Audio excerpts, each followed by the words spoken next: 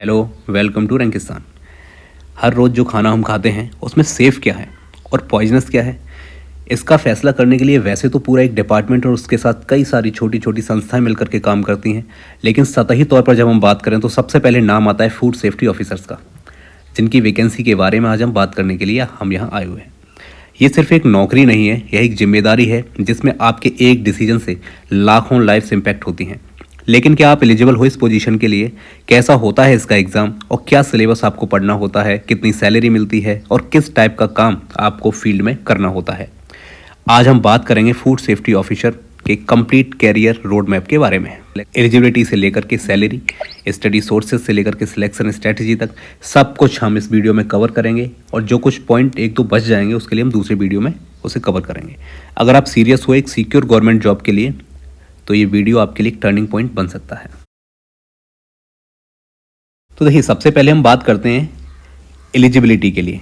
सबसे ज़्यादा परेशान करने वाला कोई पॉइंट है वो यही है, क्योंकि आयोग ने एलिजिबिलिटी क्राइटेरिया के बारे में जितना कुछ बताया है उन्होंने कंप्लीट तो बताया है, लेकिन उसमें थोड़ी सी भूल है उनसे, जिसकी वजह से सारे बच्चे उसके लिए परेशान हैं कि क्या हम एलिजिबल हैं कि नहीं। और दूसरा है उसका एग्ज़ाम पैटर्न कैसा होगा, उसकी सैलरी पैकेजेस जिसके बारे में सब लोग जानना भी चाहते हैं, वो कहीं ना कहीं एक मोटिवेशन का भी काम करता है। उसकी जॉब प्रोफाइल क्या होगी और स्टडी सोर्सेस उसके लिए क्या होंगे, क्योंकि उसका जो सिलेबस है बहुत ज़्यादा बड़ा है और कंफ्यूजिंग भी है, क्योंकि कई सारे टॉपिक्स उसमें रिपीटेशंस मोड पे हैं। इसकी वजह से समझ नहीं आता है कि कहाँ से शुरू करें। उसके बारे में हम कंप्लीट बात करेंगे। तो सबसे पहला सवाल है कि एलिजिबिलिटी क्या है, क्या मैं इसके लिए एलिजिबल हूँ। देखिए, अगर आप लोगों ने रीजनिंग में एक चैप्टर पढ़ा होगा जिसको कहते हैं डिसीजन मेकिंग, उसमें हमने कई बार ऐसा देखा है, ऐसे प्रकार के सवाल आते हैं। उसी से रिलेटेड उन्होंने, मुझे लगता है, टेस्टिंग करने के लिए आपसे ये चीज़ें, एलिजिबिलिटी क्राइटेरिया उसी तरह का उन्होंने दे रखा है। देखिए, हम 3 लोगों की बात करेंगे। पहले वो बच्चे जो अभी अंडर ग्रेजुएट हैं, ठीक है। दूसरे वो लोग जो कि ग्रेजुएट हैं, और तीसरे वो लोग जो पोस्ट ग्रेजुएट हैं। और चौथे नंबर पर हम उसकी बात करेंगे ऐसे लोग जो पीएचडी होल्डर्स हैं, ठीक है। तो पहला सवाल आता है इन लोगों के लिए। भाई, हम अंडर ग्रेजुएट हैं, अभी हमारी ग्रेजुएशन का फर्स्ट ईयर है या सेकेंड ईयर है या फाइनल ईयर चल रहा है, क्या हम एग्ज़ाम दे सकते हैं? सवाल का आंसर है भैया नहीं। क्या करें? इंतज़ार करें। ऐसे दूसरे वाले लोग जो ग्रेजुएशन कर चुके हैं, अब हम उनकी बात कर लेते हैं। देखिए, साफ साफ आपको लिखा हुआ है कि किसी मान्यता प्राप्त विश्वविद्यालय से खाद्य प्रौद्योगिकी, इसमें ध्यान रखना, या डेयरी या जैव प्रौद्योगिकी या तेल प्रौद्योगिकी या कृषि विज्ञान या पशु चिकित्सा विज्ञान या फिर जैव रसायन विज्ञान या फिर सूक्ष्म विज्ञान या फिर रसायन विज्ञान या मेडिसिन में स्नातक, यानी कि आप ग्रेजुएट होने चाहिए। सबसे पहली चीज़ तो ये है कि आपने केवल ग्रेजुएशन किया हुआ है और ग्रेजुएशन में आपके पास एटलीस्ट इनमें से कोई एक सब्जेक्ट हो। क्योंकि अगर आप ये बोलेंगे कि सर पीसीएम था हमारे पास, तो एक बात बताइए, पूरे इंडिया में कहीं पे भी कोई ऐसा कॉलेज यूनिवर्सिटी है जो आपको ग्रेजुएशन केवल केमिस्ट्री में कराता है? आंसर है नहीं। तो आपके पास अगर कोई एक भी सब्जेक्ट इनमें से है तो आप एलिजिबल भैया हैं। दूसरा, उन लोगों के लिए बात आती है जो पोस्ट ग्रेजुएट हैं, स्नातकोत्तर या डॉक्टरेट उपाधि या केंद्रीय सरकार के पूर्व अनुमोदन से खाद्य प्राधिकरण द्वारा अधिसूचित कोई ऐसी मान्यता प्राप्त अर्हता आपके पास हो। तो देखिए, सबसे पहले ग्रेजुएशन वालों की बात हो गई। दूसरी बात करते हैं हम जो पोस्ट ग्रेजुएट्स हैं। तो देखिए, साफ साफ उसमें लिखा हुआ है कि या तो आप ग्रेजुएट हैं इन वाले सब्जेक्ट्स में जिनकी हमने बात कर ली, तो आप भर सकते हैं। और दूसरा है स्नातकोत्तर, जिसमें आपके लिए सिंपली यहाँ पे देखिए सब्जेक्ट्स दे रखे हैं इतने सारे। अब आप चेक कर लीजिए कि क्या आपने इनमें से कोई किया हुआ है, एटलीस्ट एक भी सब्जेक्ट आपके पास क्या इनमें से है। और आप जानते भी हैं कि पीजी तो आप जो है एक सब्जेक्ट से कर सकते हैं। तो इनमें से कोई भी सब्जेक्ट आपके पास है तो सीधे सिंपल तौर पे आप उसके लिए एलिजिबल हैं और आप इस परीक्षा को दे सकते हैं। और ऐसे ही पीएचडी वालों के लिए भी है। कुछ यहाँ पे डेट्स की बात कर लेते हैं, जैसे कि विज्ञापन कब आया, ये फिर रिवाइज्ड होकर के भी फिर एक बार आया था, है ना, कोई ज़रूरी नहीं है उसकी डेट। ऑनलाइन आवेदन की तिथि, क्या अभी फॉर्म शुरू हो गए? जी नहीं, डेट दे रखी है 28 मार्च, है ना, अभी दिन है। ऑनलाइन आवेदन की अंतिम तिथि क्या है? ये भी डेट आपके सामने मेंशन है। ऑनलाइन आवेदन में त्रुटि और ये सब चीज़ें बहुत ज़्यादा काम की हैं नहीं, है ना। प्रवेश पत्र कब मिलेगा, लिखित परीक्षाएं कब होंगी, और सारी ये डेट्स क्या बोला है भैया, यथा समय पर घोषित की जाएंगी। तो अभी परेशान इसके लिए होना नहीं है। फिर हमारा पॉइंट आता है भाई एग्ज़ाम पैटर्न कैसा होगा। अब सबको पता है ये जो एग्ज़ाम है ये आपका पार्ट ए और बी, एक ही पेपर होगा, पार्ट ए और पार्ट बी में होगा। जो पार्ट ए है इसमें 50 प्रश्नों की संख्या रहेगी, पूर्णांक इसका रहेगा 150। मतलब क्या है कि एक जो प्रश्न होगा 3 मार्क्स का आपको देखने को मिलेगा। क्या पूछा जाएगा? अगर पीएससी वाले कोई अभ्यर्थी होंगे तो उनको पता होगा कि इसमें पीएससी की जो 10 यूनिट्स हैं ऑलमोस्ट वो सारी यूनिट्स आपको कवर करनी पड़ेंगी। 10 यूनिट हैं सारी की सारी, ठीक है, उनमें से आएगा। और जो पार्ट बी है इसमें आपको देखने को मिलेंगे 100 क्वेश्चंस। कितने मार्क्स का भैया? वही 3 नंबर का एक प्रश्न होगा। कितने का हो गया? 300 का। इन दोनों को मिलाकर के समय कितना मिलेगा आपको? 3 आवर्स, ठीक है। टोटल इसको आप देखिएगा तो कितना, 450 क्वेश्चंस, ये 300 प्लस 150 कितना हो गया? 450 टोटल मार्क्स। यहाँ से आपकी मेरिट डिसाइड होगी, यहाँ से आपका इंटरव्यू कॉल्स आएंगे, है ना। और इंटरव्यू कितने नंबर का रहेगा भैया? 50 नंबर का। टोटल कितने हो गए? 500 मार्क्स हो गए। ये 500 मार्क्स में से कितना आपका कट ऑफ जाएगा कैटेगरी वाइज, वो फिर तभी हमें पता चलेगा, ठीक है। तो पेपर 3 घंटे का रहेगा। कैसा रहेगा? रिटन होगा या फिर आपका एमसीक्यू वाला होगा? तो बहुविकल्पीय प्रश्न होगा, दे रखा है यहाँ पे। ऑफलाइन होगा या ऑनलाइन होगा? तो भाई ऑफलाइन होगा, ये भी इसमें बताया गया है। इसमें बताइए ऋणात्मक मूल्यांकन होगा? जी हाँ, नेगेटिव मार्किंग इसमें होगी।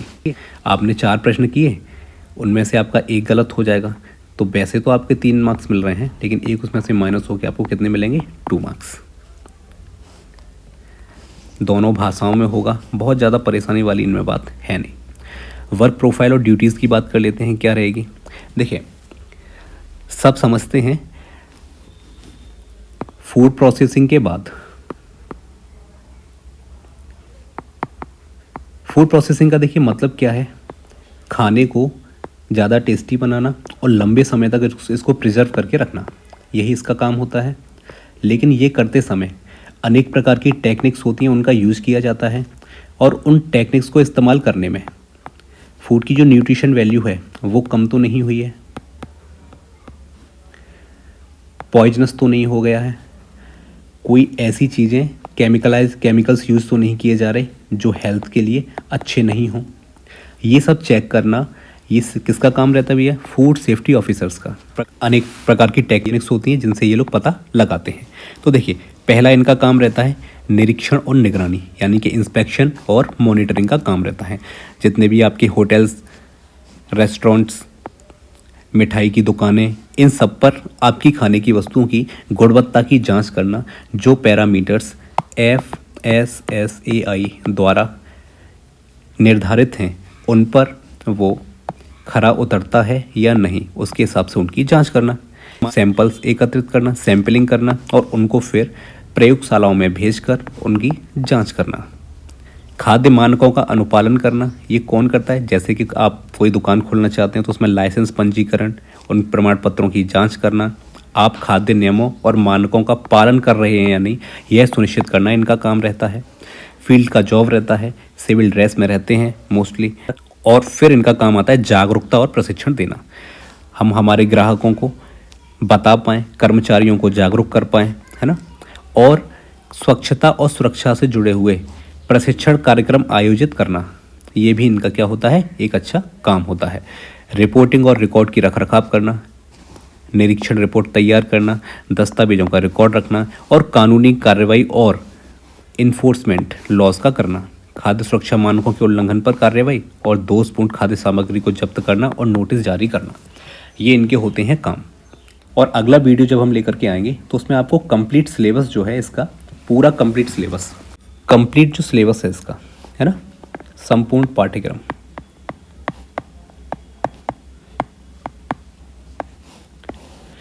उसको अच्छे से डिटेल में समझाएंगे, इतना आसान बना देंगे कि आपको उसको पढ़ना बहुत बड़ी बात नहीं लगेगी।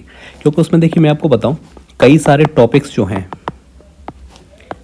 अलग अलग यूनिट्स में 2-2 3-3 बार उनमें रिपीट किया गया, इसलिए आपको बहुत बड़ा लग रहा होगा। इसको मैंने सेक्शन वाइज इसको डिवाइड किया है ना। यूनिट्स तो हैं ही, लेकिन यूनिट्स के अंदर भी सेक्शंस बना के इसको कवर किया है पूरा। आप अगर उसको देखेंगे उसके बाद आपको ये सिलेबस बहुत आसान लगने लगेगा, और हम टॉपिक वाइज इनकी क्लासेस लेना शुरू करने वाले हैं। कब इसका टाइमिंग रहेगा ये बता देंगे अभी। और क्या सबसे बड़ा सवाल, क्या केवल ये वीडियोस और नोट्स सफिशिएंट रहेंगे?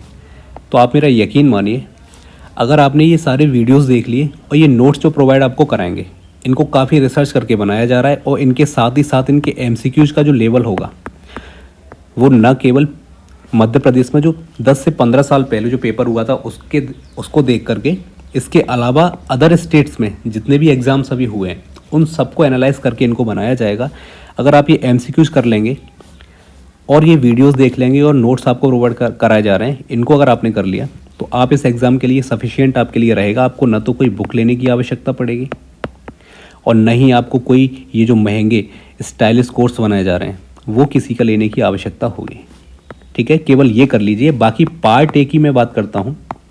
पार्ट ए में केवल आपको इतना करना है कि एमपी का आपको पता है उसमें हिस्ट्री है, ज्योग्राफी है, इकोनॉमिक वाला सेक्शन है, पॉलिटी वाला सेक्शन है, आर्ट एंड कल्चर का सेक्शन है। इसके अलावा आपको जो ट्राइबल पर्सनैलिटीज़ हैं उनकी बात करते हैं, और करंट अफेयर्स। कोई एक बुक ले लीजिए सिंपल, जिसमें ये पूरा एमपी कवर हो, है ना, जैसे परीक्षा धाम, वो आप ले सकते हैं। इसके अलावा करंट अफेयर्स के लिए आप एग्ज़ाम पीडिया ले सकते हैं। ठीक है, पूरा ईयरली जो पीएससी वालों के पास होगा, ये दोनों चीज़ें आपके लिए पार्ट ए के लिए सफिशिएंट रहेंगी। बाकी कोई एक बुक ले लीजिए जिसमें आपको एमसीक्यू प्रैक्टिस करा दे कोई, है ना, कंप्लीट। और पार्ट बी के लिए अब पूरी तरह से भरोसा कर सकते हैं। कंप्लीट आपको नोट्स दे दिए जाएंगे, कंप्लीट वीडियो सॉल्यूशन आपके पास होगा। ठीक है, और सारे के सारे आपको एमसीक्यूज, और इतनी जल्दी करा देंगे इसे ख़त्म कि आप कहोगे कि इतना बड़ा टॉपिक था, इतना बड़ा सिलेबस था पार्ट बी का, इतना जल्दी कैसे हो गया। बहुत लंबा समय मिलेगा प्रैक्टिस के लिए, उसके बाद आप अच्छे से प्रैक्टिस करिए। डेली आपके लिए कम से कम 20 से 25 क्वेश्चन टॉपिक वाइज लेकर के आएंगे, और उसके बाद फिर जब एग्ज़ाम के लिए आपका टाइम कम बचेगा, 1 महीना बचेगा, तब हर दिन आपको एटलीस्ट 50 क्वेश्चंस की प्रैक्टिस कराने की भी जिम्मेदारी हमारी होगी। ठीक है, तो इसको ख़त्म करते हैं। धन्यवाद।